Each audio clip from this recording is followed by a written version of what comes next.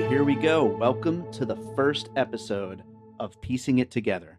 This is my movie podcast that I probably should have started a long time ago because, as those of you who know me know, I love movies. Well, my name's David Rosen. Some of you don't know me. I am a music composer. I compose music for films. I put out albums of instrumental music. I also am in a number of comedy rap groups. I also have another podcast called Bird Road Podcast that I do with my friend Q. And this podcast is going to be my time to talk about movies with a bunch of friends who I have lined up as guest co hosts. And I think this is going to be a really fun show. With this show, we're not specifically going to be reviewing movies. We're going to be talking about movies, analyzing them, taking a look at what the inspirations for these movies are. What other movies, what other filmmakers, and other things like that were instrumental in these particular filmmakers coming up with the ideas for these movies that we are looking at. Um, are we experts on these films? No, not at all. We may be wrong with the inspirations that we suggest were there, but I think that's going to just lead to some really fun conversations where it could go in any which direction, and we could, have some good times, have some good jokes, and along the way, learn some stuff and get some more recommendations for other movies that we should be watching. Maybe classics that we skipped over that, we like the movie we're talking about now. We would like the other one, and we should go back and check out things like that. I think it's going to lead to a lot of really interesting opinions, and it should be a really great show to listen to, hopefully, for all of you. For this first episode, we've got my friend Chad Clinton Freeman, who some of you know from the Polygrind Film Festival, or from all my Facebook check-ins at movie theaters over the last couple of years. But we're going to be taking a look at the new movie Annihilation. And, I think without any further ado, let's just jump into this first episode of Piecing It Together.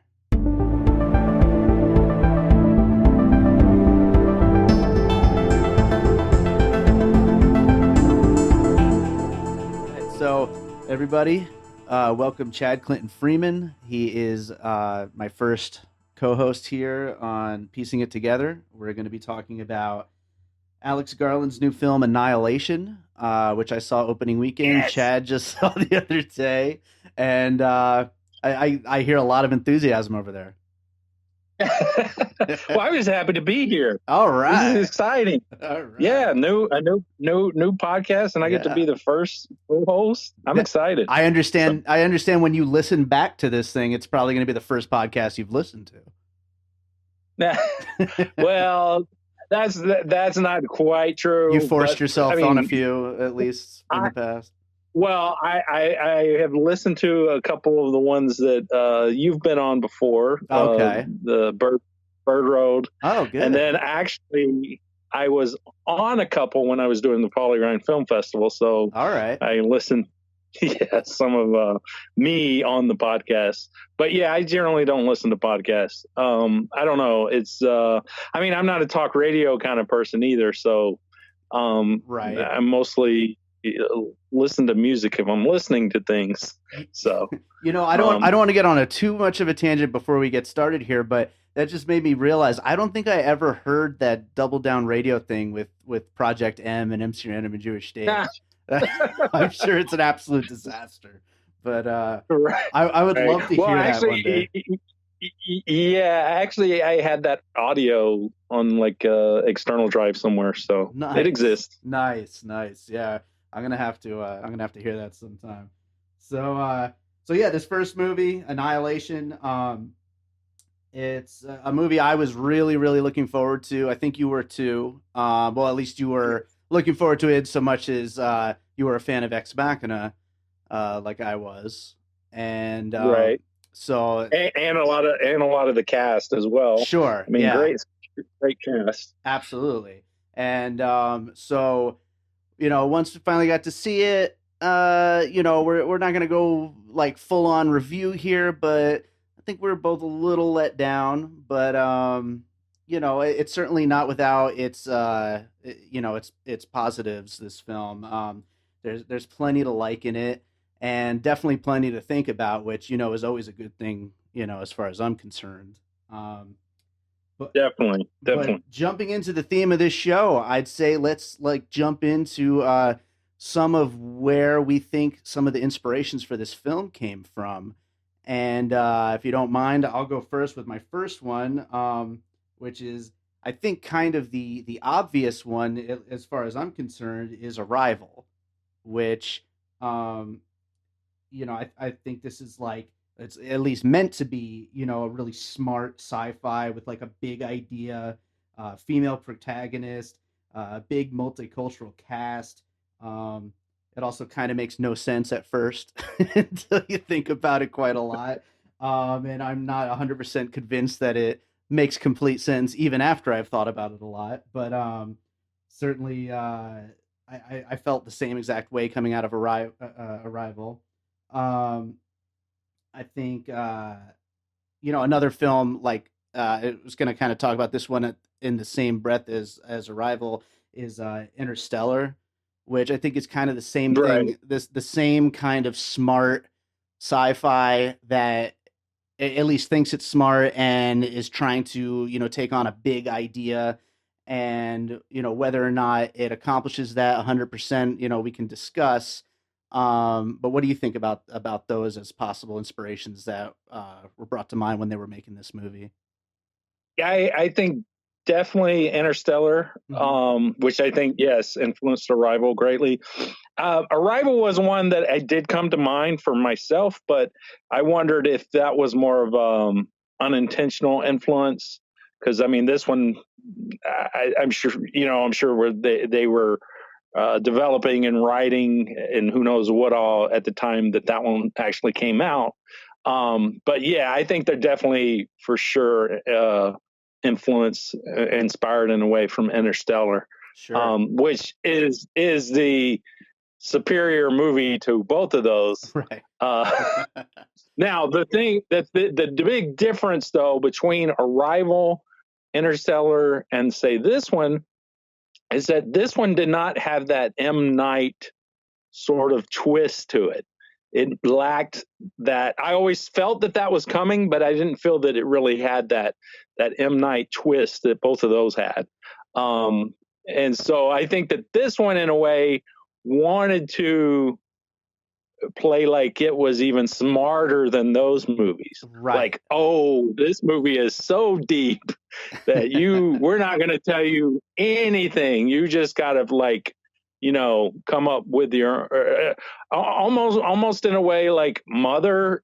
If the director didn't spell out, you know, what Mother was about, you know what Right. I mean? Right. Uh, uh, so in a way, I kind of like that. In a way, I kind of don't. So, but I hear you on that one. Yeah, I think but yeah, but Oh, what were you gonna say? oh, I was going to say definitely Arrival came to mind. I mean, even the whole opening of this, where she's a teacher, and I mean, it seemed like that there was a lot of the same beats as Yeah. Arrival, as far as going and getting her on board the project and all that stuff. So Yeah, and I know the filmmaker's not always involved in a lot of the marketing of a film, but I mean, certainly I think it was also marketed very much like Arrival. Um, and they used a lot of the same techniques when it came to like the trailer and all that, and keeping that mystery of what it's going to be about. Um, and I think that again isn't necessarily the filmmaker's doing, but certainly as far as the overall movie that we're looking at and everything surrounding it, I think is something that kind of comes into play. Um, and like I was saying, I feel like, or actually more like what you were saying there, as far as like an M Night twist. Yeah, it's like I think the twist in this one is almost like a bring your own twist in a way. It's like right, right, whatever you're going to think it's talking about could result in a number of, if you were to leave the theater and describe what the twist was, it could be a right. number of different things, which is pretty interesting. But again, it's not that I want a movie to hold my hand or anything like that, but I'm not entirely convinced that there was a definitive answer, which is my main problem with the movie. Um, Mm. but going from that, See, what I was gonna say I like those things. Well, not to get too much into the review of it, but I appreciated those aspects of it, though, in a way, I guess. Okay. Yeah, well, I mean, I certainly, I love a movie where you have to think about it after. And so, it definitely does give you a lot to chew on. I was on forums pretty much all night after I watched it. So I certainly give it a lot of points in that department.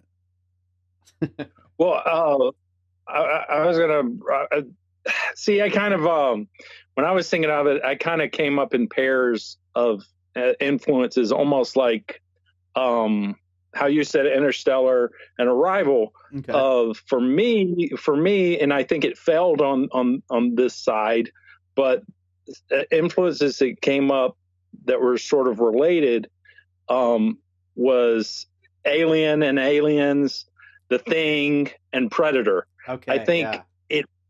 it wanted to be influenced by those, or maybe it was inspired, but I feel that it sort of failed. I wanted more of those aspects. I mean, it definitely had the monster aspects, and I felt that there was, and even Anaconda was another one that came to mind. Right. Yeah. But I feel like that aspect of it didn't work. Not for me anyway. Yeah, absolutely. You know what? That was actually the one that I had second was just Alien in general, but other movies that Right. follow that kind of formula. So that's Right. that's perfect that you bring that up. And yeah, it's like, and I have a feeling the book that it's based on by Jeff Vandermeer. I haven't read too much about the book version, but I have a feeling that those alien elements weren't really too much a part of it. I think that was a kind of a Hollywoodizing it, to give Mm. to give it more suspense and action and all that. And I don't know if I wish that it wasn't there or if they did it more. I'm not quite sure. What do you think? Well, I was my thing was is I was very much disappointed in the monsters and creatures. Okay. I didn't. I was unsatisfied with that aspect of it. So I almost feel like that they should have like left that out because I really the CGI took me out of it as far as the big alligator creature and the other whatever it was. Scream Bear. There were there were some things about that secondary one that I thought was neat, but just the visually I was not sold on. Um, but The yeah, I environments mean, were freaking beautiful though. Like yeah, all the yes, stuff they that did with the flowers and like all the design of all the mutated stuff I think was absolutely beautiful. I kind of agree with you on the creatures, although Scream Bear was fun and very right. There were suspenseful, some, you know. yeah, there was some fun elements to that one. Yes, for sure. But going back to Alien, I think the whole thing, not just creature wise, but also Ripley. I think she was an influence, on Natalie Portman's character, or at least an inspiration. You know, Absolutely. That's a really good point because especially like that shot of her firing the machine gun in the trailer, that's like a total right, Ripley moment. right, right. No, absolutely. Continuing on with the alien influence, aside from the creatures themselves, this was another thing that, I didn't exactly love about the movie is I would have loved this is another movie. I forget what it was we were talking about recently. Was it Arrival actually? It might have been Arrival. Where I said I would almost have rather just like a documentary type movie. Like I didn't need all the action and the dumb scientist getting killed off. Like I would have Right, rather known more about the world, more about what was happening in the world, more about the plants, more about the where it came from, all that kind of stuff. I would have rather what it was actually, it was Prometheus and Alien Covenant. That's what I was saying. No. I'd love to see a movie that's just like all about what exactly David did, where it's like almost like documentary style. But Right, right. that's a total tangent there. But but yeah, no, I don't know if seeing scientists get picked off one by one is something this movie needed. I think there's so much more Right, interesting things happening. right. Um, no, I agree with you there. It's almost like yeah, there's just elements that almost like were kind of sandwiched in there again to Hollywoodize it, Yeah. to take an art house movie essentially and Yeah, Hollywoodize it and turn it into a sci-fi big epic to try to make it a blockbuster in a sense. absolutely. Um, Which didn't yeah, apparently work based uh, on the box office. But right, I digress. right. Yeah, but yeah, so I mean, some of the more like you had mentioned, like the mutations of nature, the flowers and whatnot, like the whole element with the the people becoming a part of the ecosystem or whatever, Right. and the flower people, whatever you want to call those, Mhm. that side of it was so like eerie and really cool and like beautiful at the same time. Yes. um but that was just kind of like, I don't know. There was almost like like they were juggling almost three movies at once in a way. Kind of how you're Absolutely. saying you would rather just this like scientific venture, nature kind of side of it, and I kind of agree with you there. I think, Yeah. like I said, the creatures didn't work for me, so Yeah. you take them out, and yeah, I would definitely still be interested in what was going on because there were a lot of interesting and neat things that was happening with it. But as much as you didn't like the creatures, if they made a Scream Bear pop, would you get one? Ah, You know you wouldn't be able to resist. I don't know. I don't know. I think he was pretty ugly, Yeah, he was pretty ugly. and not in a good way. I don't think. But Oh man. that being said, I think it was that part, the gore.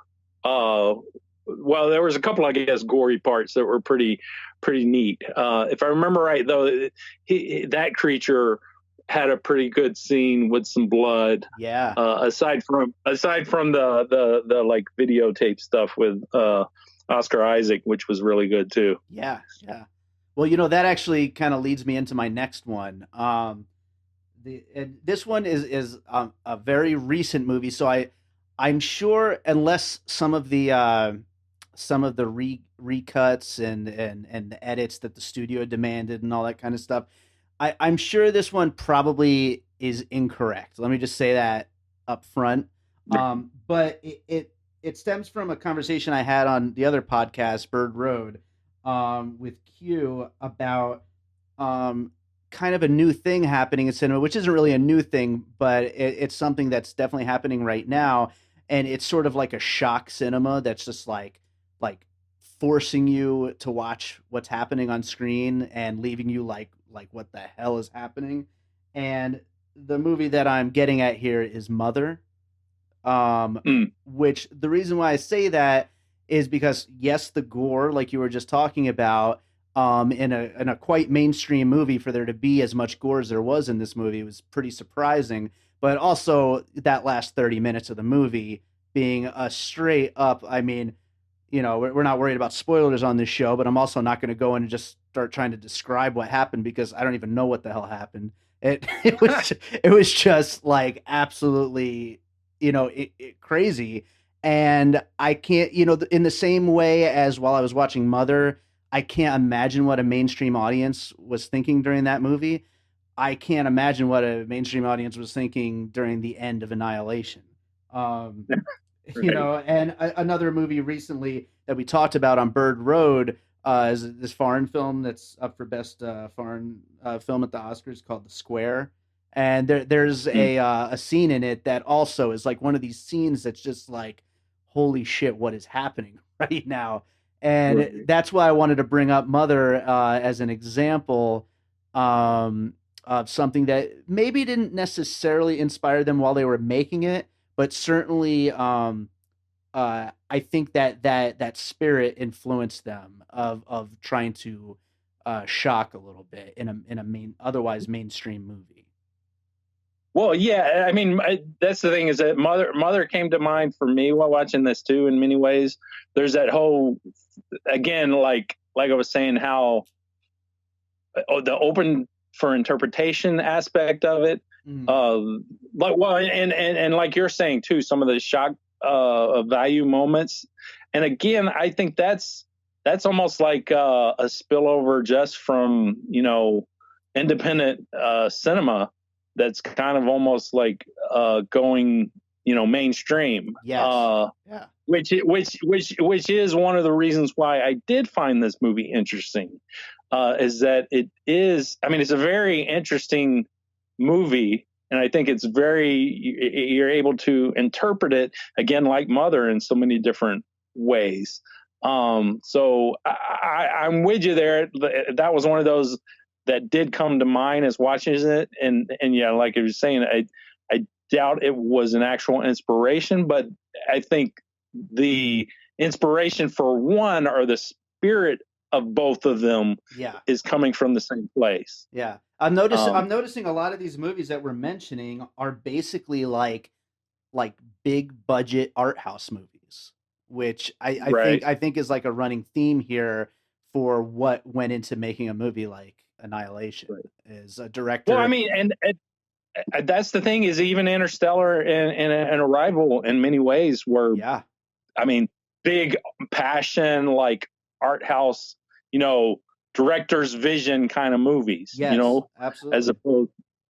So Yeah, yeah, I remember thinking um, that when I first saw Interstellar, I was like, this is basically an art house movie with like $100 million budget, you know?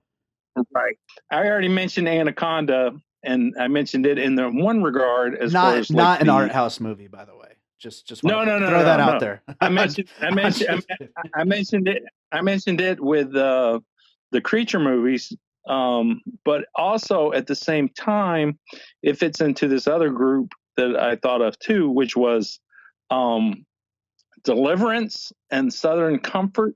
Those were two movies that came to mind, and then Okay. along the same lines, Anaconda, and the reason with that is a lot of the look of the where this takes place, the like jungle sort of watery, swampy aspect, Sure. which you've got even the canoeing scene with them, going from the one place to the other.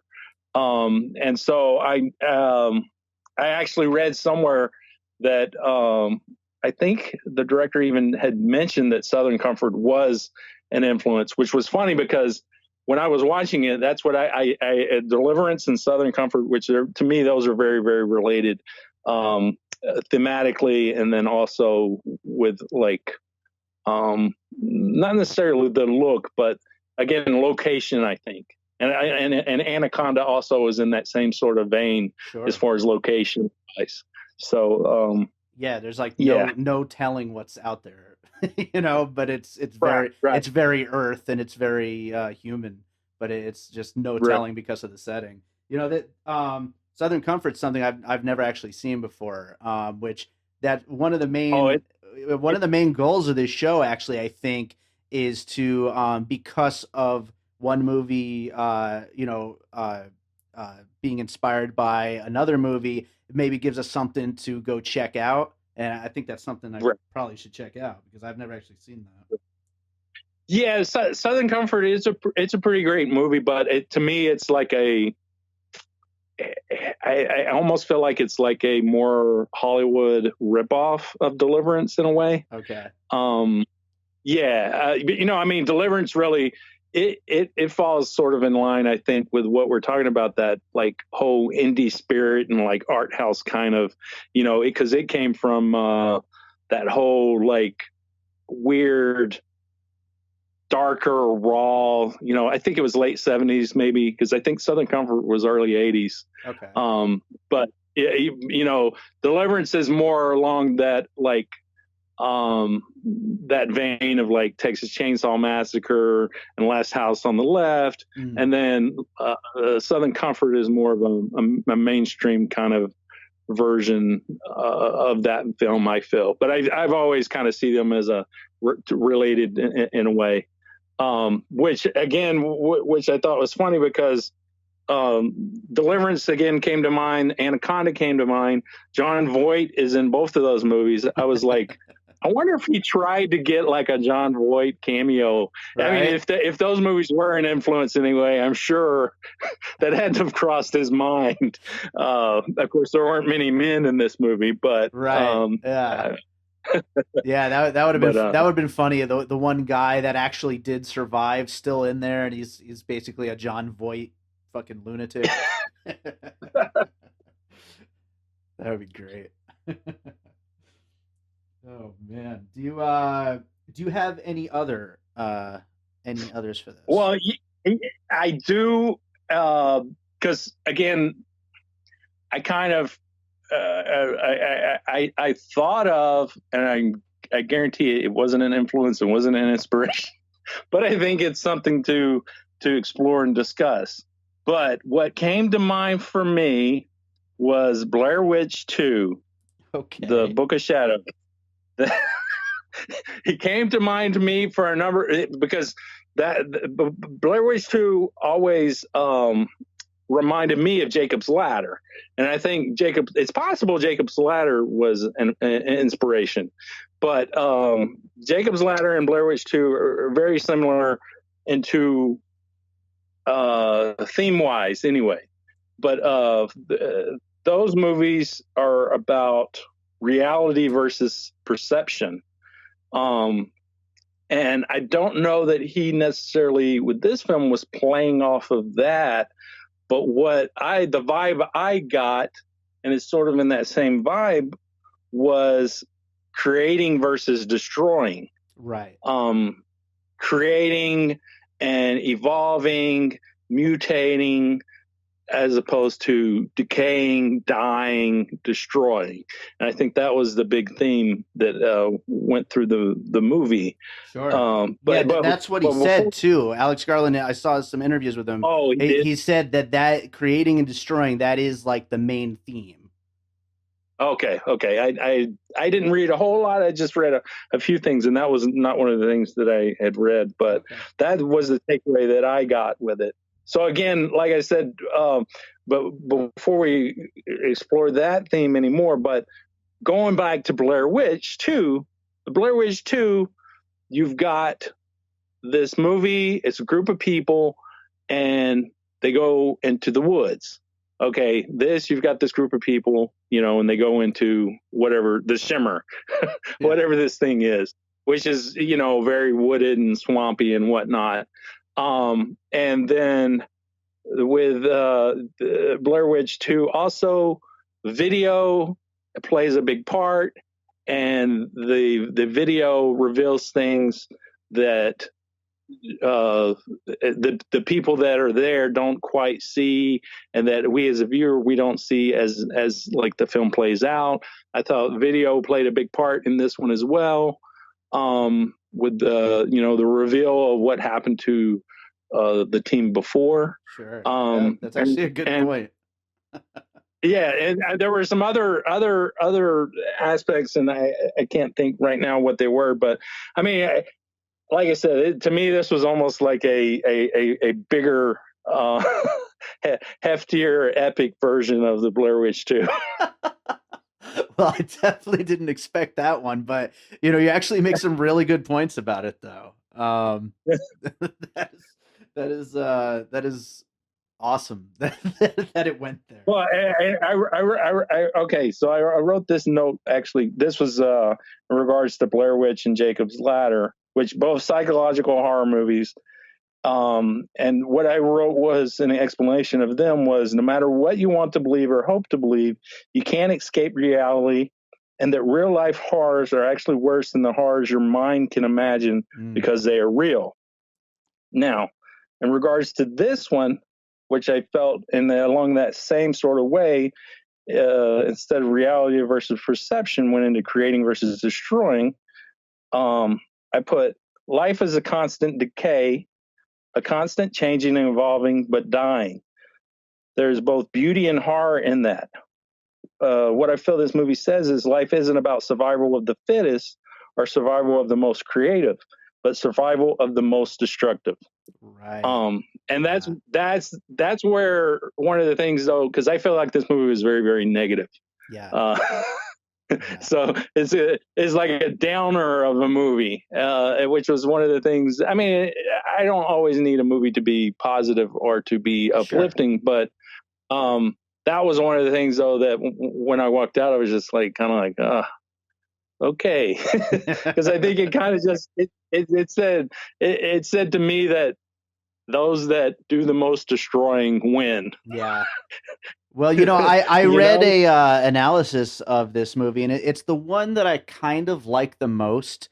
And it basically says that that this movie is just a big metaphor for cancer, and Mm, that everything eventually breaks down because of cancer one way or another, and even if you survive it, it still changed you. Um, mm. and that being that last shot of the eyes, um, which The I thriller ending, I like to yeah, call it. yeah, the thriller ending. The sequel set up for a movie that will probably never have a sequel. But yeah, I think that goes into the negativity I you so talked want about, though. I say I so wanted Vincent Price laughing um, at the very, very end. Yeah, that would be pretty amazing. Oh, that's great. Um, yeah, this is something else I wrote down about the theme of it. Um, Not those that are destructive of themselves and not destructive based on survival, but destructive simply for the sake of destruction. And yeah, that plays into. I didn't even think of that it was a metaphor for cancer, but that what I wrote basically is um, essentially talking about cancer Right. because cancer it doesn't necessarily destroy itself, Hmm. and it doesn't destroy based on survival. It's like it just destroys Yeah. for the sake of being destructive. And It's that's what it is. inevitable. It's just inevitable that Yeah. it's going to destroy. And and that's the thing. Like, I really like that explanation of the film, that reading of it, but I don't know. I'd love to hear if Alex Garland had that intention, because if he did, I think that makes the film quite a bit more interesting. If not, it's just a cool theory, you know. Well, I think it is because, like I said, I mean that's basically what I got without me putting what I saw it more on the level of humans Right. Right. as opposed to because there are people, there are different types of people. There are those that destroy themselves, and then there are those that destroy nature, destroy other people due to survival, and then there are those that just are destructive and destroy everything in their path, people, places, relationships, whatever. Right. So I was seeing it more in that term, but to take that up to cancer, yeah, that makes it even more interesting. Right. Um, but yeah, see, I didn't get that because I think the fact that Jennifer Jason Lee, her character, she was dying of cancer, right? Right. Yeah. I spoiled words. Yeah. This is all So I think, spoilers. yeah, but I think because there was actually a character in there that was dying of cancer, I took, I, I don't know, I didn't even take the whole metaphor of the movie to that level of Right. being like, oh, well, the things about cancer. Yeah. But yeah, I totally see that. Yeah. It's an interesting takeaway, and I think it works on a certain level. It definitely works. Um, so I have one other inspiration that I wanted to mention, and uh, this one is strictly on a visual level, but um, and it's not a specific movie, but it's all of those really cool like HD nature documentaries. Um, Mm, because I think some of the appeal of this project had to be bringing this mutated version of Earth to life right. and showing it in all of its alternative beauty, you know. Um, and so I just think, you know, like I said, it's not specifically a movie. I mean, it would be like, you know, Planet Mutant Earth or something. But Right. I think definitely there had to have been uh some level of Alex Garland wanting to create it, basically to see it in a way, just to bring that Right. vision to life. Right. I don't know. Yeah. What do you think about that? Yeah. No. Yeah. And that like the mutated nature, that aspect of the film visually, I liked a lot. Like I give this movie crap because I say, oh, I hated the look of it, but it's not there. It's not like the nature aspects. Hmm. It's mostly the CGI creatures. Gotcha. Yeah. uh, but also though the way this movie was filmed, I wasn't a big fan of the whole because it had that whole like sort of dream Yeah. like prismy. I think it was almost overdone because it was like the whole movie as opposed to like just when they went into the shimmer. The whole movie had this whole hazy sort of like weird dreamlike state to it. Yeah, and I Um think the reason it's like that is because obviously when they're in the shimmer, you know, everything's all messed up and mutated and whatnot. But then when they're out of the shimmer, it's all flashback. I don't think anything is happening in current time except for the very end. Um like a couple of the interrogation scenes, or I don't know if that's the right word, right, right, but yeah, a couple of those scenes, but everything else is various flashbacks, which I think kind of right, lends to that hazy dreamlike, you know, element. But I liked how it looked, but I definitely see what you mean though. You know, and if you don't buy it, I mean, it's certainly there for most of the time. right. Yeah. So yeah, did you have any Oh, others? yeah, I was going to say superficial, unintentional influences. Again, not necessarily influences or anything, but or inspirations, but things that I thought of while watching it. And one of those was actually Blade Runner, the recent Blade Runner movie. I don't Okay. know. There was something about again, and maybe that goes to the whole what we were talking about earlier about it being a big um, art house movie Right, yeah. essentially. Also smart And sci-fi. yeah, and with the main character kind of like not really knowing what the hell's going on. Right. That's the thing is that not only do the audience watching this movie or watching Blade Runner, not only do we not know what's going on, but they don't know what's going on either. Sure. Sure, yeah, that and makes and sense. who knows if they know what happened once the movie's over either. Right, So yeah. You know, I was just thinking I uh, probably sound so pretentious saying the phrase smart sci-fi, but you know, I just mean it's not just a big action movie. You know, it's not just a big right, sci-fi action movie. Something with a big idea behind it that needs to be deciphered, you know. right, But yeah, no, I think Blade Runner 2049, I think that fits right in with a lot of these movies that we discussed, especially right, Arrival and right. That came to mind.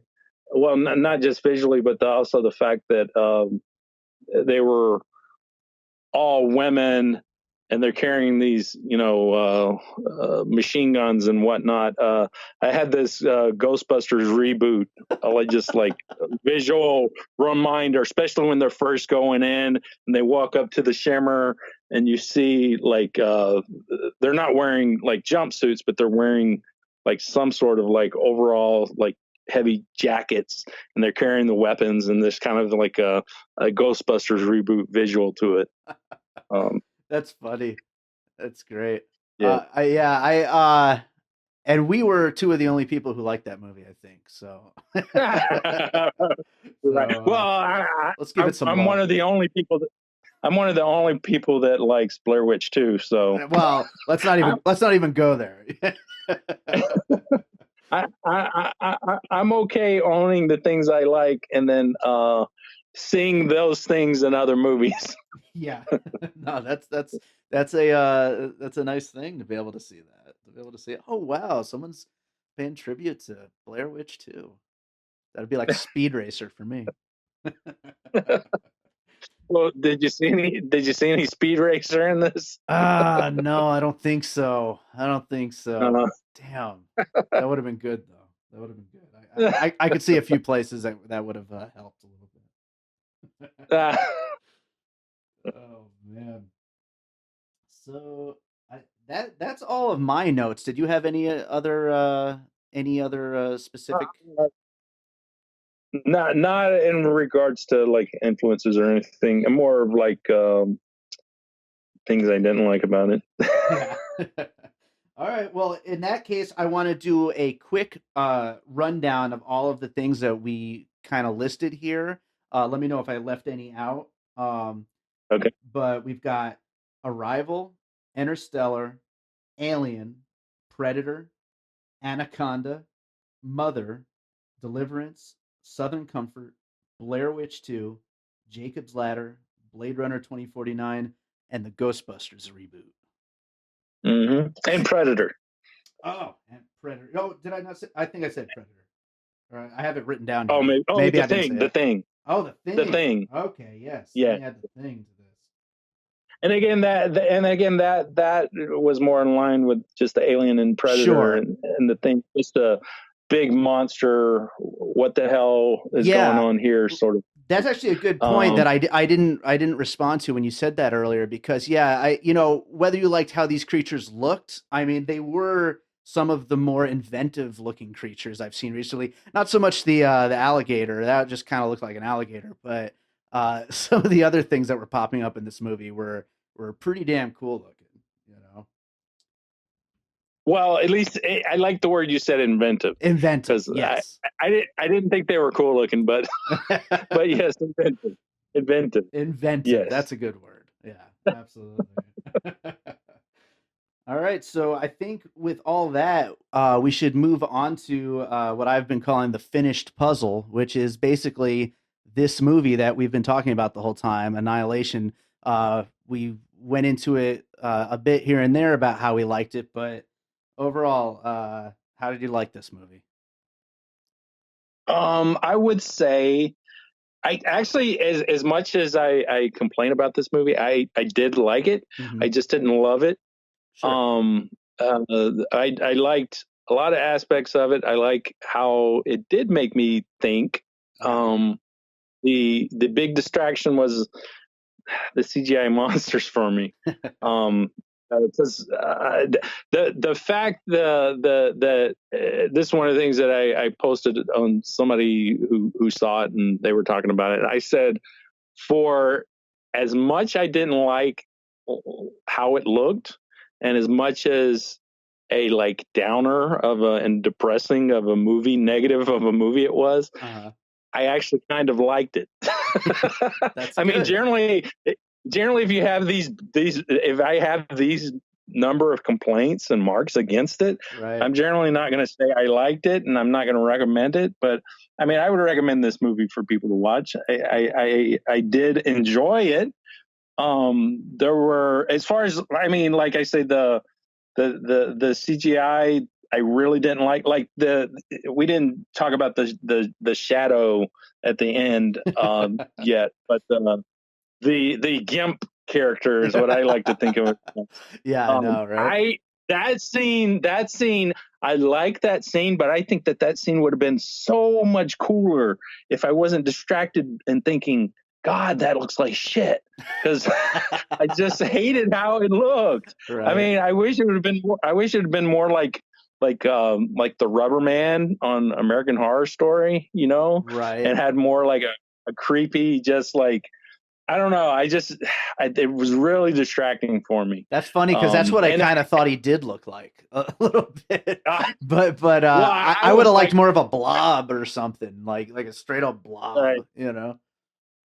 right. But I mean, that's the thing is I generally don't complain about CGI. I mean, I defend CGI like Gods of Egypt. I'll defend that movie and say, what are you talking about? Right, right. That's great. But this one, it really took me out of it. I don't know why that was, but as much people complain about like CGI in Justice League, which didn't bother me either. This one though, the CGI bothered me. So That's funny. so again, with those complaints, I still liked it and still would tell people to watch it. That yeah, I'd have to completely agree with you. I have plenty of complaints about it. One that I didn't even get into is I thought there was some pretty like bad acting here and there. And that may be more of the script. I'm not sure, but it seemed a little clunky at times. But regardless, I mean, there's plenty to like in the movie, and I definitely would recommend people watch it. I have recommended at least three people over the last few days. They were like, "So you didn't like it?" I was like, "No, no, I liked it. Go watch it." And I'd also say, 2018 hasn't really started off that great. I'd say this is probably my favorite movie so far this year. Um, I don't think it'll be in my top I'd 10. probably have to agree with you. Yeah, I don't think it'll be in my top 10 at the end of the year, but it's definitely as of now, I'd say it's my favorite movie so far. And I love when a movie takes chances, and this movie absolutely takes chances. Oh, definitely, definitely. And yeah, you mentioned the acting, and yeah, that's the other thing. This cast: Natalie Portman, Oscar Isaac, Jennifer Jason Leigh, Yeah, Tessa Thompson. yeah, I mean, fantastic cast, yeah. and still some of the characters there wasn't much to them, Right, they're super one and note, you know. I mean, even Natalie Portman's character, just there wasn't a lot to her, and I mean Jennifer Jason Leigh's character. I wish there was more there, Yeah, like character wise, and they had a little bit more, acting to do. yeah. You know But what? You, yeah, you know what I think? I don't want to make this like a long discussion here, but you know what I think might have helped would be doing away with the whole story structure of it starting at the end and then going back through. I think right, I think it might have been better if it just started at the beginning, went through the character development, and then got to the shimmer. I think that might have helped as far as especially in like the acting and character development parts of this movie. right, I don't know. yeah, Or it would have been cool if it yeah, was just a messed up nature documentary, like I said earlier. That would be cool too. But we definitely like this movie. I'm glad we're in agreement on that. Didn't love it, but we liked it. yeah, Yeah. for sure. So yeah, that's it. That is the end of the first episode. I'm gonna do a little post piece, which I'll be doing on all the episodes. But at least for our conversation, that's the end of it. Thank you, Chad, for being the first co-host on this. Oh yeah, no, that's great. And I just want to I, say, I, I like. I was gonna say I love the concept of this show, and I think discussing movies. Of course, that's one of the things I love to do. sure, And when I watch movies, that's what one of the things I see is I see inspirations and I see movies that I love in other movies, and again, getting inspired by watching something to go back and watch something else. sure. So like this podcast is all about all of that, and I really like that. I think it's really cool. Awesome. So Awesome. And I just want to say, if I had an award of some type, I would give it to you. But congratulations, we made it through this first episode. You did not bring up Batman vs Superman. Yeah, I thought for a second you would when you brought up Justice League, but it curved. Oh, It I curved. did bring up Justice League Yeah, it though. curved to the side though. Oh. I was on the edge of my seat when you brought up Justice League for a second. And that was, it wasn't it, that it was just about CGI because Yeah, Justice League and Gods of Egypt are two that people just dog like crazy about how horrible the CGI is, and I defend them, yeah. like, what are you talking about? CGI, all CGI is CGI, There you and then go. of course here I am bad mouthing CGI. Oh, damn it. Next Oh, time, I'll come with lots of Zack Snyder to talk about. nice, nice, awesome. All right, man. Well, thank you. This was awesome. Thanks.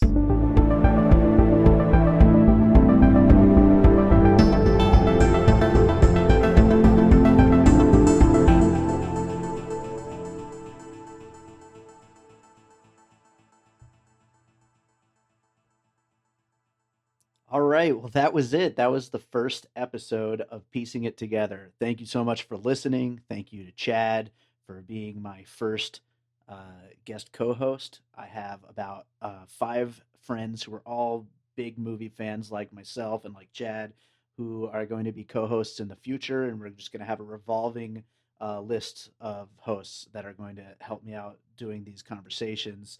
But I'm sure we'll have Chad plenty of times in the future because we love watching movies and talking about movies. Um, Again, thank you so much for listening to this first episode. Make sure you follow us on social media. It's Piecing Pod pretty much everywhere. At Piecing Pod on Twitter, Piecing It Together podcast on Facebook. Um, I have an Instagram, Piecing Pod, but there's nothing on there. Yeah, just make sure to follow us on all that. Share the show, rate the show.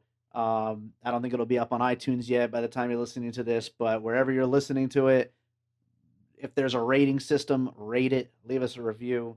If it is on iTunes, go ahead, do it. That's awesome. And please send me some feedback. I want to know how you like the show. I want to know what you want to hear on the show.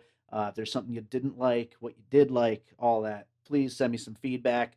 We're going to hopefully do the next one here in the next week or two. And my goal is to do one every other week, hopefully, maybe more often, but at least one every other week. And I think it went well. I think it went really well as I could have hoped that it would. So I'm very happy with it. I hope you enjoyed listening to it. Thank you.